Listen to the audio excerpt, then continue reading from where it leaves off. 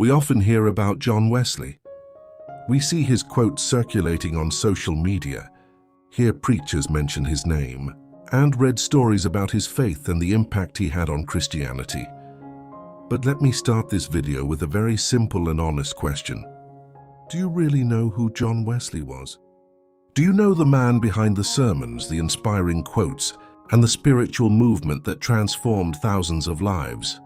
Because many times we know the name, we know a few famous sayings, but we do not know the deeply human story behind this man.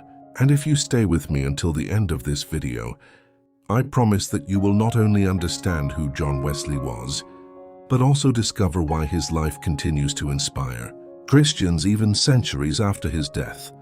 Before we begin this journey, I want to extend a small invitation to you who have made it this far.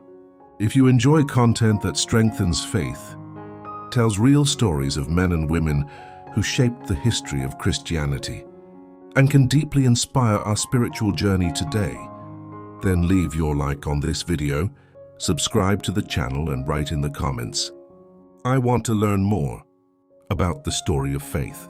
This helps this message reach more people who are also seeking to grow spiritually. Now take a deep breath, because John Wesley's story is not just the story of a preacher.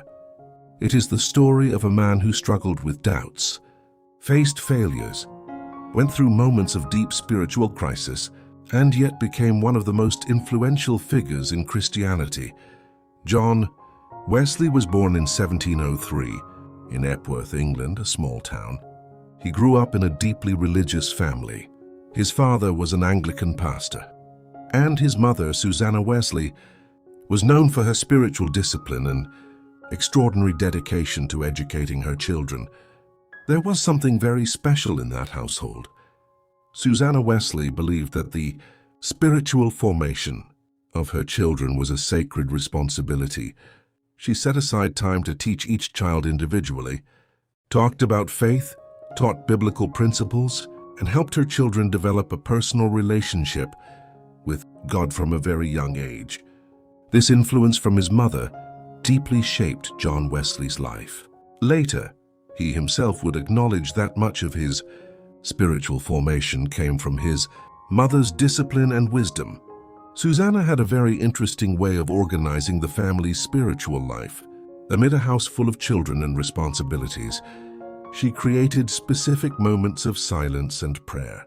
When she needed a special time with God, she would simply place her apron over her head, and all the children knew that in that moment she was praying and should not be interrupted. It may seem like a small detail, but it reveals something profound. John Wesley grew up in an environment where faith was not just theoretical. It was a daily practice. When Wesley grew older, he went to study at Oxford University. There, a very important period of his life began. He was a disciplined, intelligent student, extremely dedicated to his spiritual life. During this time, he organized a small group of Christians with some friends who would meet regularly to study the Bible, pray, help the poor, and visit prisoners. They took their spiritual life very seriously. In fact, they were so disciplined that other people at the university began to mock them, calling them Methodists because they followed very rigorous methods of prayer, study, and spiritual discipline. Interestingly, this nickname, which started as a form of mockery, later became the name of one of the largest Christian movements in history, Methodism. But there is something in John Wesley's story that many people don't know. Despite all his religious discipline, despite his biblical knowledge, and despite his spiritual dedication, he still felt that something was missing inside him. He preached, studied, and served, but he had not yet deeply experienced the certainty of faith in his own heart. This spiritual crisis would become one of the most important moments of his life. At one point, Wesley decided to travel to America as a missionary. He believed that serving God in a new territory could strengthen his faith and his spiritual calling. But this journey became one of the most difficult experiences of his life. During the crossing of the ocean, a violent storm struck. The ship was violently rocked by the waves, and many passengers were terrified, believing they could die at any moment. Wesley also felt fear. He realized that despite all his religiosity, his heart was still full of insecurity. During that storm, he observed something that profoundly impacted him. There was a group of Moravian Christians on the ship. While many were desperate, they continued singing hymns and praying with astonishing peace. Wesley was deeply impressed. He realized that these Christians had a trust in God that he had not yet personally experienced.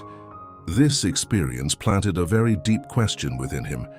Is my faith only intellectual? Do I truly know God in a living and personal way? These questions stayed with Wesley for a long time. When he returned to England, he still carried a great spiritual restlessness within him. Then one of the most famous moments of his life occurred. On May 24, 1738, Wesley attended a small Christian meeting on Aldersgate Street in London. During that meeting, someone was reading a commentary by Martin Luther on the Book of Romans. As Wesley listened to those words being read, something extraordinary happened inside him. Later, he wrote in his diary a phrase that would become extremely famous. "I felt my heart strangely warmed." In that moment, he had a profound conviction that his faith was not just a religious theory, but a living reality. He felt a deep certainty that God loved him and that Christ had truly transformed his life. That moment changed everything. After that experience, Wesley began preaching with even greater passion. His message was simple but extremely powerful. Christian faith is not just a set of religious rules, it is a living relationship with God that transforms the human heart. And here begins one of the most remarkable parts of John Wesley's story. He started traveling tirelessly, preaching throughout England.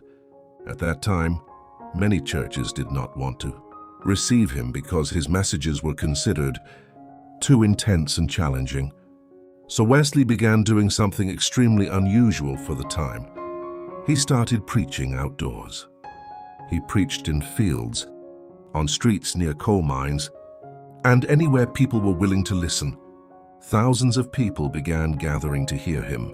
Workers, farmers, ordinary people, and even those who never attended church were deeply touched by his messages. Wesley spoke about repentance, grace, spiritual transformation, and the possibility of a life completely renewed by God. Throughout his life, John Wesley traveled over 400,000 kilometers on horseback, preached more than 40,000 sermons, and helped form a spiritual movement that reached thousands of people. But perhaps the most impressive thing is not just the number of sermons or the amount of travel. The most remarkable aspect is the way he lived his faith in an extremely practical way. Wesley believed that Christian faith should transform not only a person's spiritual life, but also their way of living in the world. He encouraged his followers to help the poor, care for the needy, fight social injustices, and live with integrity in every area of life. Now let me ask you a question. You who are listening to this video, have you noticed that many of the greatest stories of faith start with ordinary people, full of doubts and weaknesses, who decide to seek God with all their heart? John Wesley's story is exactly like that. He did not start as a spiritual hero. He began as a man searching for something deeper. If this story is inspiring you so far, I want to invite you to write in the comments, "God can also transform my story," because the truth is the same. God who transformed John Wesley's life continues transforming lives today. Before we continue this story, let me extend a small invitation to you who have made it this far. If this story is opening your eyes and inspiring your faith, take a moment now to leave your like on this video, subscribe to the channel, and write a simple yet powerful phrase in the comments. I want to live a true faith. This small gesture helps this message reach other people who also need to hear stories that strengthen faith. Now stay with me. because John Wesley's story becomes even more remarkable from this point onward. After that significant moment at the Aldersgate Street meeting, when Wesley described feeling his heart strangely warmed on, something changed profoundly within him. That experience was not just an emotional moment. It was a spiritual transformation that completely redefined how he understood Christian faith. Up to that point, Wesley had been an extremely disciplined man in religion. He fasted, studied the Bible, prayed regularly, and practiced acts of charity. But now he had discovered something that changed everything. Faith was not merely human effort trying to reach God. Faith was the response to a God who was already offering grace. This discovery freed Wesley from an inner pressure he had carried for years. He realized that the Christian life was not just a constant attempt at perfection, but a living relationship with God based on grace. This new understanding gave his preaching an entirely different intensity. Now, when he spoke about salvation, he did not speak merely as a theologian, explaining doctrines. He spoke as someone who had personally experienced the transformation of the heart. But the journey that was beginning would not be easy. In fact, it would become one of the most extraordinary stories of spiritual perseverance in Christian history. Because as Wesley began preaching with more boldness, resistance also began to arise. Many religious leaders of the time did not appreciate the way he preached. Some considered his messages too emotional. Others thought he was challenging the traditional structure of the churches. In many towns, church doors began closing to him. Imagine the situation: a preacher full of passion for the gospel message, yet no longer welcome in many pulpits. For many people, this would have been the end of the ministry. But Wesley made a decision that would change history. If he could not preach inside churches, then he would preach outside them. This is how one of the most revolutionary practices of his ministry began: outdoor preaching. At that time, this was extremely uncommon. Sermons normally took place inside churches in formal settings, but Wesley began going to where people were. He preached in open fields, town squares near coal mines, and along roads where workers passed by. One of the most famous moments of this period happened when he began preaching to miners working in coal regions. These workers lived under extremely harsh conditions, and many of them never attended church. When Wesley began preaching to them outdoors, something extraordinary happened. As he spoke about grace, forgiveness, and spiritual transformation, many of these men began to weep. Coal covered their faces, but the tears streaming down left clear marks. That scene became a powerful symbol of the spiritual impact of his messages. From that moment, the crowds began to grow rapidly. Ordinary people, workers, women, young people, and the elderly came from different places to hear this preacher who spoke directly to the heart. Wesley did not use complicated or overly intellectual language. He spoke clearly, humanly, and passionately. He spoke about sin, but he also spoke about hope. He spoke about repentance, but he also spoke about grace. But as the crowds grew, so did the criticisms and persecutions. In some towns, hostile crowds tried to interrupt his preaching. At times, he was even physically threatened. There were occasions when stones were thrown at him. In other situations, people tried to provoke riots during his sermons. Even so, Wesley continued preaching. Something very remarkable about him was his incredible discipline and physical endurance. For more than 50 years of active ministry, he traveled constantly. It is estimated that he covered more than 400,000 kilometers, mainly on horseback. Imagine that for a moment. Difficult roads, cold weather, long and exhausting journeys, and yet he continued going from city to city, from village to village, carrying his message. And it was not just the sheer number of journeys that was impressive. Wesley was also extremely disciplined with his time. He woke up very early, often around 4 or 5 in the morning. This early part of the day was dedicated to prayer and Bible reading. After that, he organized his activities, preached, counseled people, wrote letters, and continued studying. This routine repeated for decades, but perhaps one of the most important aspects of Wesley's ministry was how he organized spiritual communities. He realized that it was not enough to preach to crowds. People needed spiritual guidance, support, and ongoing growth in faith. So he created small groups called classes. These groups met regularly to study the Bible, pray together, encourage one another, and hold each other accountable for their spiritual lives. This small group model became one of the great strengths of the Methodist movement. It helped people not live their faith alone. It created a community where each person could grow spiritually with support and guidance. Wesley also spoke a lot about what he called practical holiness.